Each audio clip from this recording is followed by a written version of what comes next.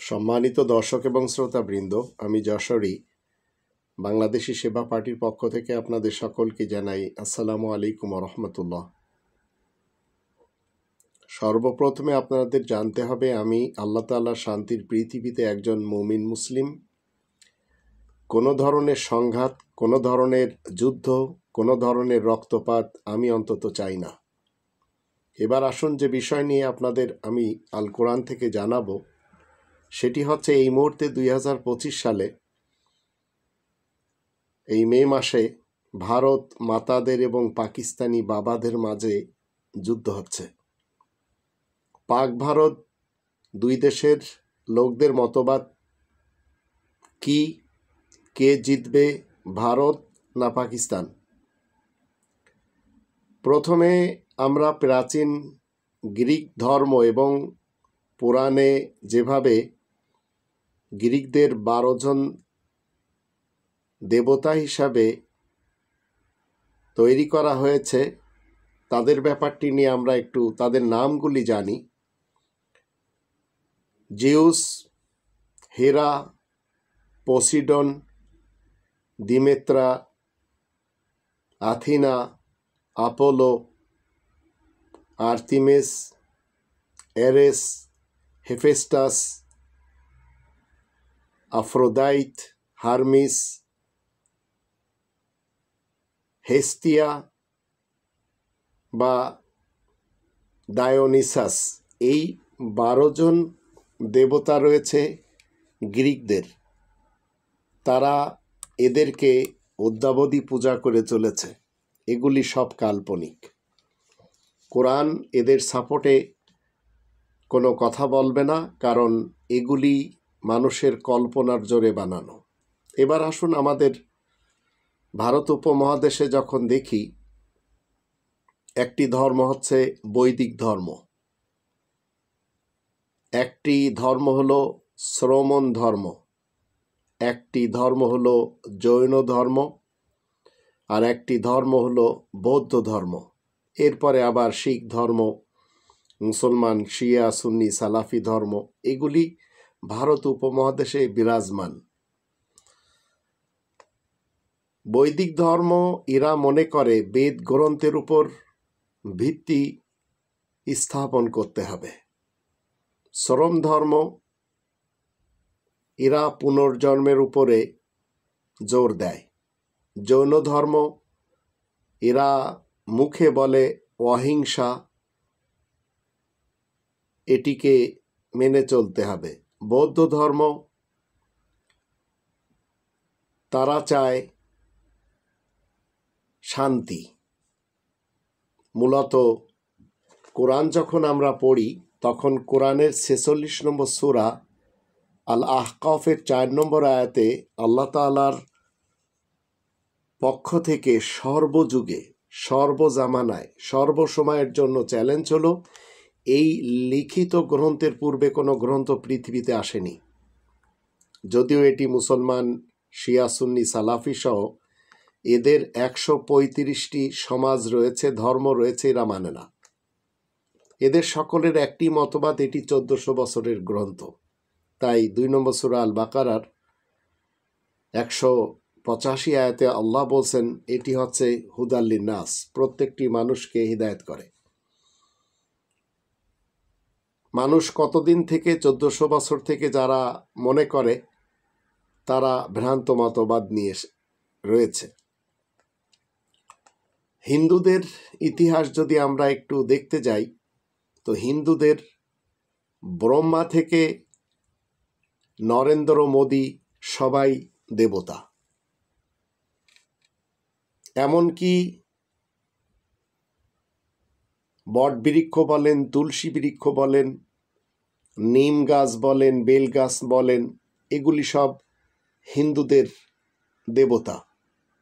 এছাড়া গরু, ছাগল, কুকুর, সাপ, বাঘ, সিংহ, হনুমান, শুয়োর, কচ্ছপ, পেঁচা, এগুলি সব হিন্দুদের দেবতা।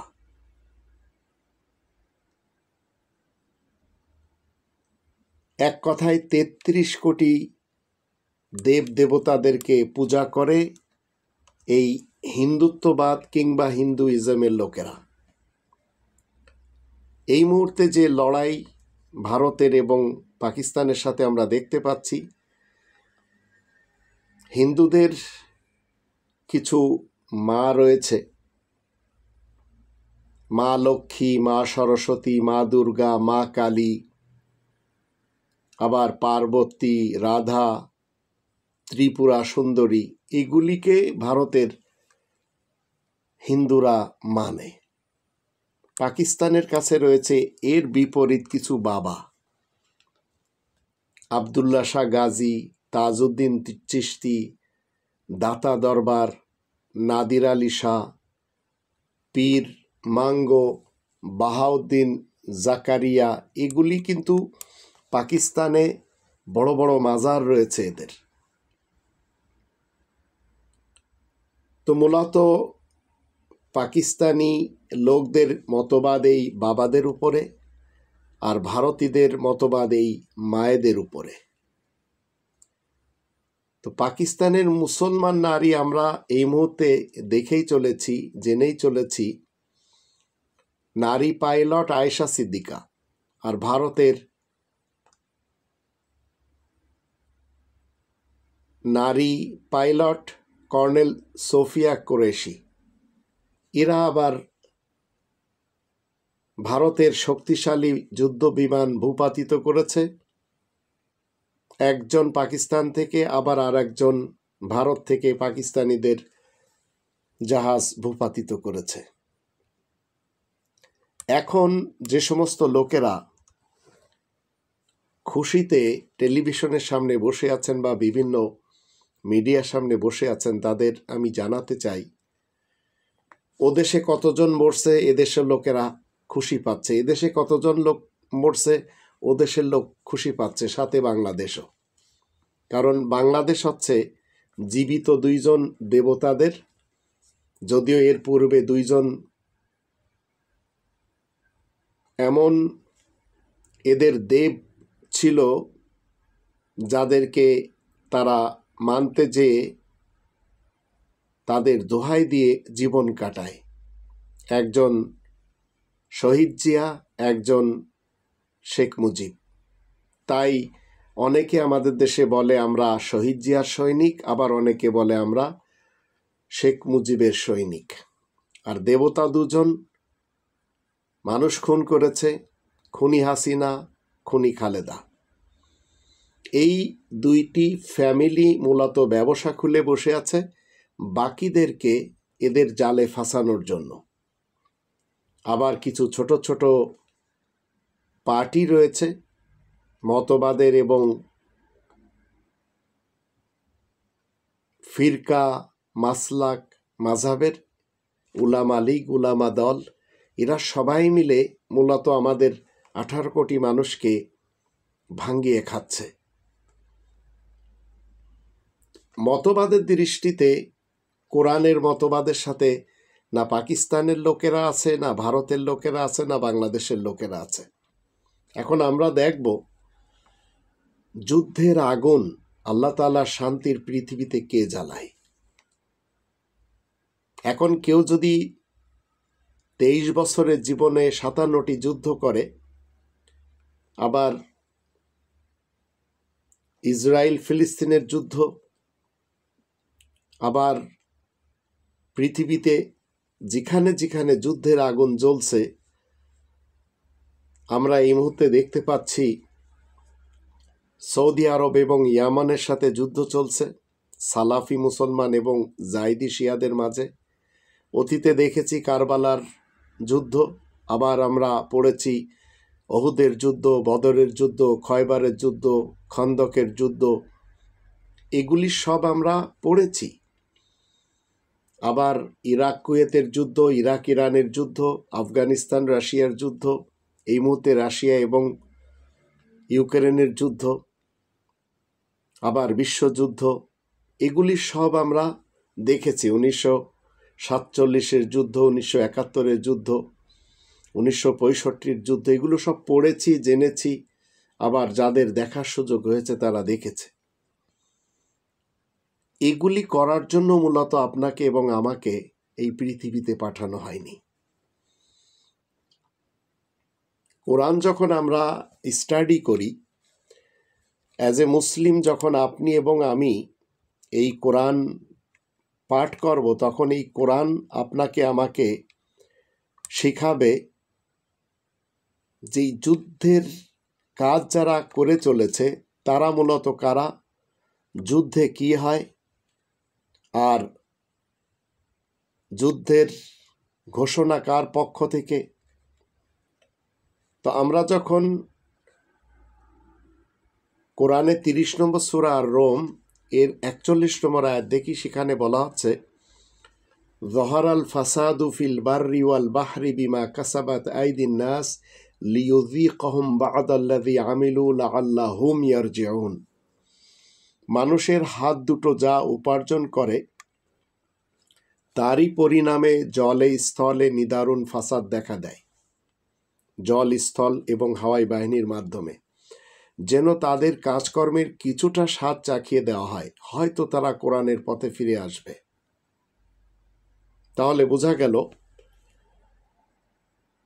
এই যুদ্ধ আপনার এবং আমার কাজ না, যারা করে তারা মূলত নিদারুণ ফাসাদ সৃষ্টিকারী। 42 আয়াতে বলা হচ্ছে আল্লাহ রাব্বুল আলামিন এখানে 40 নম্বর আয়াতে আপনারা শুনলেন, 41 নম্বর আয়াত শুনলেন। 42 নম্বর আয়াতে বলা হচ্ছে 30 নম্বর সূরা, কুল, তুমি বলে দাও, সিরু ফিল আর্থ, তোমরা সবাই পৃথিবী ভ্রমণ করো, ফানদুরু কাইফা কানা আকিবাতুল্লাযীনা মিন ক্বাবলু কানা আকসারুহুম মুশরিকিন। আর তোমরা দেখো তোমাদের আগে যারা ছিল তাদের পরিণাম কি দাঁড়িয়েছে, তাদের মধ্যে অধিকাংশরাই অংশীবাদী মুশরিক ছিল।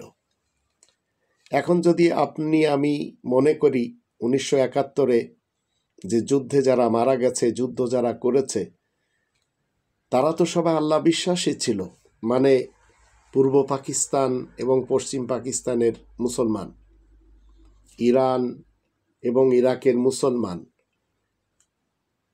ইরাক এবং কুয়েতের মুসলমান, সৌদি আরব এবং ইয়ামানের মুসলমান। তো 12 নম্বর সূরা ইউসুফের 106 নম্বর আয়াতে তার উত্তর আল্লাহ দিয়ে দিয়েছেন, ওমা ইউমিনু আকসারুহুম বিল্লাহি ইল্লা ওয়া হুম মুশরিকুন। অধিকাংশ মানুষেরা আল্লাহকে মানে কিন্তু শিরিকের সাথে মানে। তো এই কোরআন যখন আপনি আমি পড়ি, তখন 2 নম্বর সূরা আল বাকারার 275 থেকে 279 আয়াতগুলি থেকে আমরা জানতে পারি, যারা অবৈধভাবে মাল দৌলত জমা করে, যাদেরকে কোরআনের ভাষায় বলে রিবাখোর, এদের বিরুদ্ধে আল্লাহ এবং আল্লাহর রাসূলের পক্ষ থেকে যুদ্ধের ঘোষণা রয়েছে, ফাদানু বিহারবিম মিনাল্লাহি ওয়া রাসূলি। তো এই ঘোষণা দেওয়ার পরেও আমাদের দেশের মুসলমান শিয়া সুন্নি সালাফি যারা পলিটিশিয়ান রয়েছে এবং যারা ধর্মজীবী মোল্লা রয়েছে, এরা সবাই টোটালি 100 এরা সবাই রিবাখোর। সেক্টর প্রধান যারা রয়েছে এরা সবাই অবৈধভাবে মাল দৌলত খায়, আর এদেরকে আমাদের দেশের মৌলবী হুজুররা বলে সুদখোর।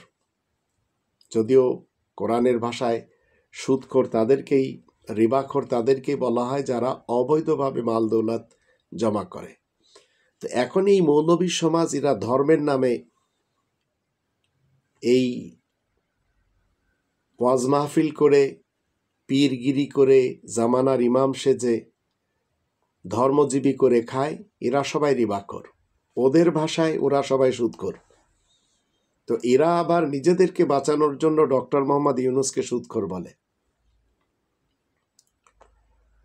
তো এদের সকলের বিরুদ্ধে, আর যত পলিটিশিয়ান রয়েছে, যত সেক্টর প্রধান রয়েছে, যত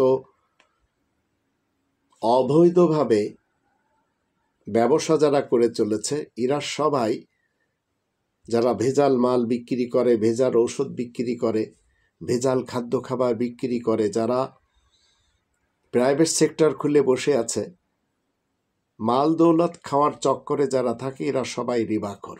এবার আসুন, যুদ্ধের আগুন মূলত কারা জ্বালায় এবং অতীতকাল থেকে কারা জ্বালিয়েছে? 2 নম্বর সূরা আল বাকারার যখন আমরা 84 এবং 85 আয়াত দুটি দেখি, সেখান থেকে আমরা জানতে পারি আল্লাহ বলছেন, ওয়াইদা আখাযনা মিসাকাকুম লা তাসফিকুনা দিমাআকুম ওয়া লা তুখরিজুনা আনফুসাকুম মিন দিয়ারিকুম সুম্মা আকরারতুম ওয়া আনতুম তাশহাদুন।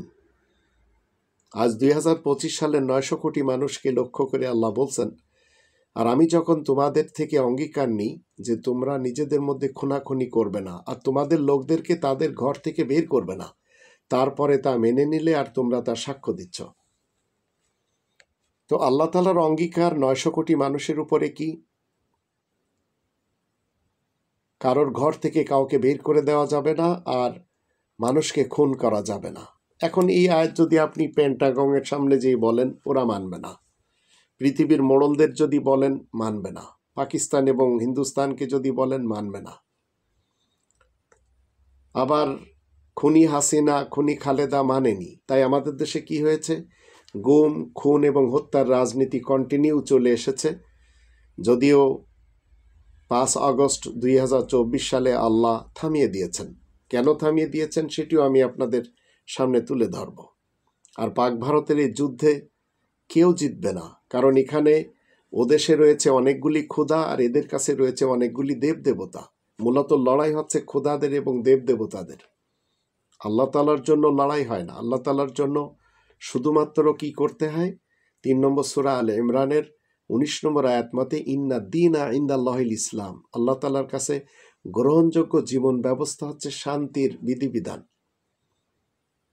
যুদ্ধ এর ভিতরে নেই।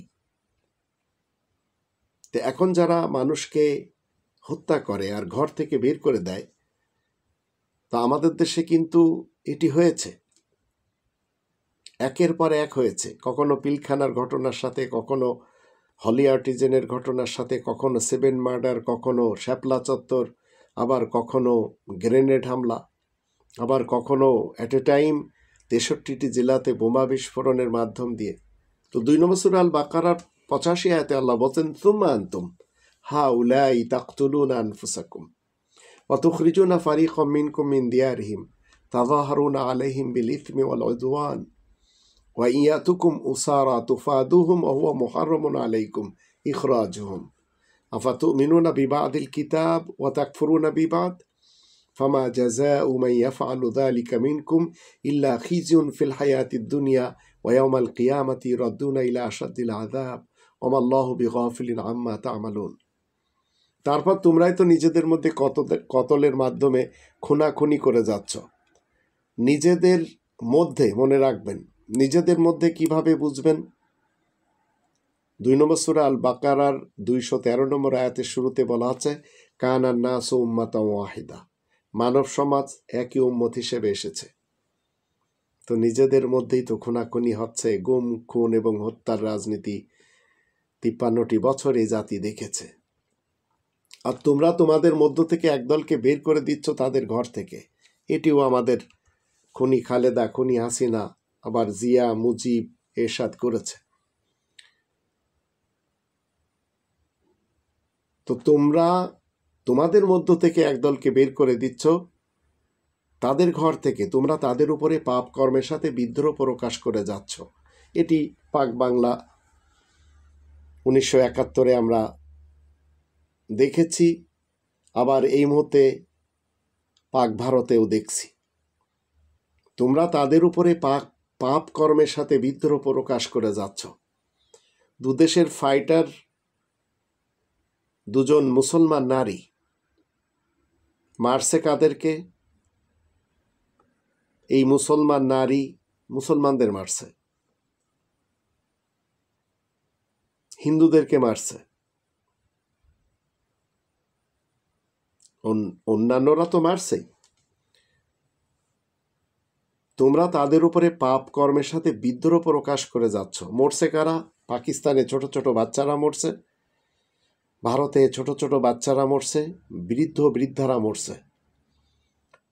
আর যদি তোমাদের কাছে তারা কয়েদি হয়ে আসে তাহলে তোমরা ফিদিয়া তথা প্রতিদান দিয়ে থাকো, অথচ তোমাদের প্রতি হারাম করা হয়েছে তাদেরকে বের করে দেওয়া। আপনি কাশ্মীরের কাউকে বের করে দিচ্ছেন, আবার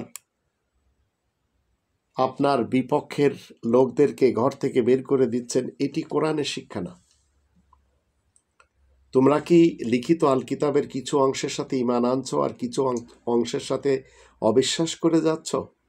তাহলে তোমাদের মধ্য থেকে যারা এমন করবে তাদের প্রতিফল এছাড়া আর কি বা হতে পারে? দুনিয়ার জীবনে রয়েছে অপমান, আর কিয়ামতের দিন তাদেরকে ফেরানো হবে কঠিন আযাবের দিকে। আর আল্লাহ বেখবর নন যা কিছু তোমরা করে যাচ্ছ। এ হচ্ছে ইসলামের বিধান, আল্লাহ তাআলার পক্ষ থেকে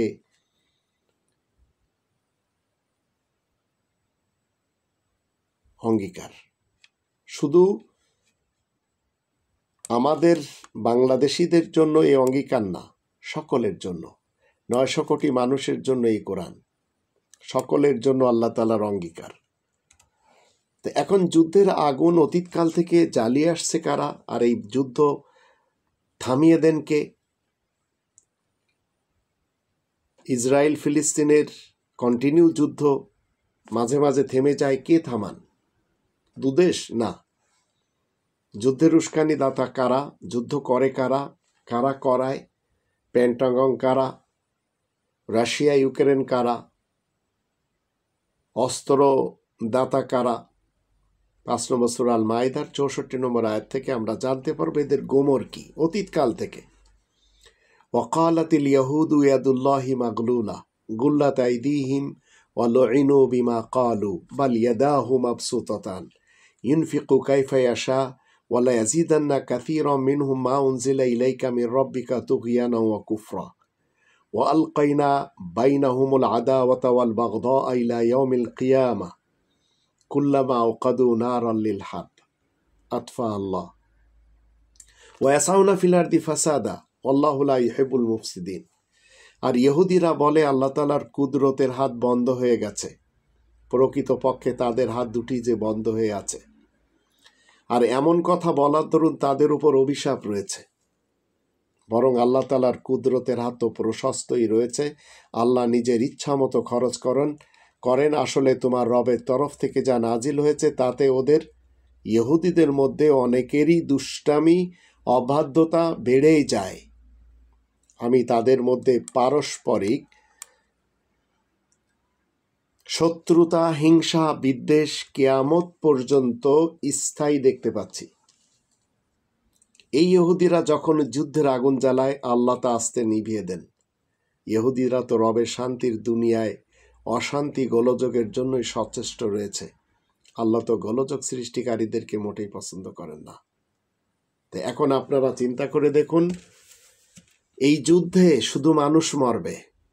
এই যুদ্ধের আগুন আল্লাহ আস্তে করে নিভিয়ে দেবেন, যেন লাআল্লাহুম ইয়ারজিউন, আল্লাহ তাআলার দিকে মানুষ ফেরত আসতে পারে। হিংসা, বিদ্বেষ, শত্রুতা, পারস্পরিক অশান্তি এবং গোলযোগ সৃষ্টি, এ হচ্ছে যুদ্ধের ফলাফল। প্রথম বিশ্বযুদ্ধ বলেন, দ্বিতীয় বিশ্বযুদ্ধ বলেন, জাপান আমেরিকা বলেন, আবার জার্মান এবং ব্রিটিশ বলেন, যত যুদ্ধ পৃথিবীতে হয়েছে শুধু মানুষ মরেছে, আর সবচেয়ে বেশি মানুষ মরেছে সাধারণ মানুষ। তো পাকিস্তানের লোকেরা তারা হচ্ছে বাবা ভক্ত, মাজার ভক্ত, বাংলাদেশেও রয়েছে। ভারতের লোকেরা মা ভক্ত, আমাদের দেশেও রয়েছে। তো মূলত যুদ্ধ হচ্ছে, তাদের অনেক খোদা রয়েছে আর এদের অনেক দেবদেবতা রয়েছে, এদেরই যুদ্ধ হচ্ছে। আর এই যুদ্ধে নরেন্দ্র মোদী এতটাই চালাক যে কিনা মুসলমান পাইলট দিয়ে মুসলমানদেরকে মারছে, আর তারাও আবার মুসলমান পাইলট হিন্দুদেরকে মারছে। তো মারছে মূলত এই মতবাদের লড়াইয়ের মাধ্যম দিয়ে। মরবে কারা? ছোট ছোট বাচ্চা। মরবে কারা? বৃদ্ধ বৃদ্ধা। তো ইনোসেন্ট পিপল কিল হচ্ছে, এজন্য আপনার খুশি করার দরকার নেই। আমি তো খুশি না। ডক্টর মোহাম্মদ ইউনূস স্যার তিনি নিজেই বলেছেন আমি যুদ্ধ চাই না। তা আমি ডক্টর একিউ মাহবুবুল্লাহ যশোরী যুদ্ধ পছন্দই করি না। যেই করুক, যেখানে করুক, যে কারণেই করুক, কারণ কেটে দিলেই হয়ে যায়।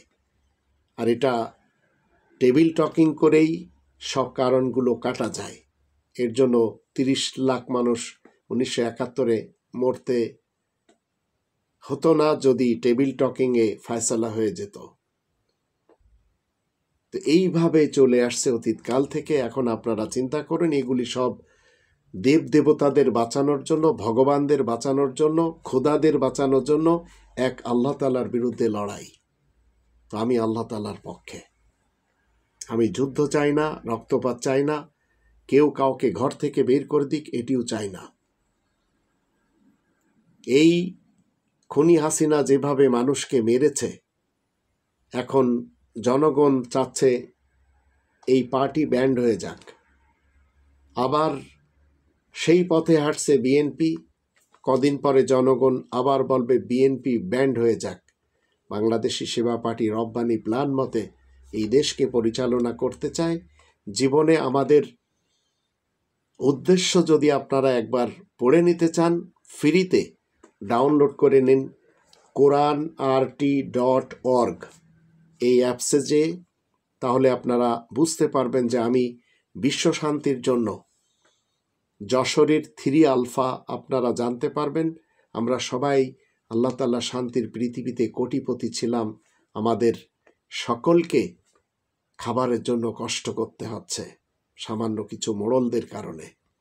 আর বাংলাদেশ কিভাবে বাংলাদেশি সেবা পার্টি চালানোর যোগ্যতা রাখে, এই বইগুলি আপনারা যদি ডাউনলোড করে নিয়ে পড়েন তাহলে বুঝতে পারবেন এই পৃথিবীতে আপনি আমি পারস্পরিক শত্রুতা, হিংসা, বিদ্বেষ এবং অশান্তি সৃষ্টি করার জন্য আসেনি। 51 নম্বর সূরা আয-যারিয়াতের 56 নম্বর আয়াত মতে আল্লাহ বলেন, ওমা খলাকতুল জিন্না ওয়াল ইনসা ইল্লা লিয়াবুদুন। আল্লাহ জিন এবং ইনসকে সৃষ্টি করেছেন তার দাসত্ব করার জন্য। আসুন আমরা রব্বানি প্ল্যানের দিকে ফেরত যাই, আর কারোর মৃত্যুতে আমরা যেন খুশি না পাই, হোক সে হিন্দু, হোক সে মুসলমান। যদিও আমাদের দেশের উলামায়ে কুফফাররা গজওয়া হিন্দের জন্য, এই সালাফি মুসলমান, সুন্নি মুসলমান, শিয়া মুসলমান, এরা সবাই এক হচ্ছে যে আপনারা তৈরি হন, হিন্দুস্তানের যুদ্ধ করতে হবে। কেন করতে হবে? কারণ আরবের সবচেয়ে বড় যোদ্ধা মোহাম্মদ ইবনে আবদুল্লাহ কোরআনের মোহাম্মদুর রসুলুল্লাহর বিপক্ষে যে ঘোষণা দিয়ে মারা গেছে, নিজে করতে পারেনি। আর যেসব যুদ্ধ লোকটি করেছে তার ভিতরে ওহুদের মাঠে যেয়ে নিজের দাঁত ভেঙেছে আর মানুষ মেরেছে। কোরআনের মোহাম্মদুর রসুলুল্লাহ ওয়া খাতামান নাবিয়িন দ্বারা যে আয়াতগুলি সত্যায়িত আপনাদের সামনে আমি তুলে ধরার চেষ্টা করলাম। এখন চিন্তা করুন, এই যুদ্ধে জয় হবে কে, আর যুদ্ধে ক্ষতি হবে কাদের?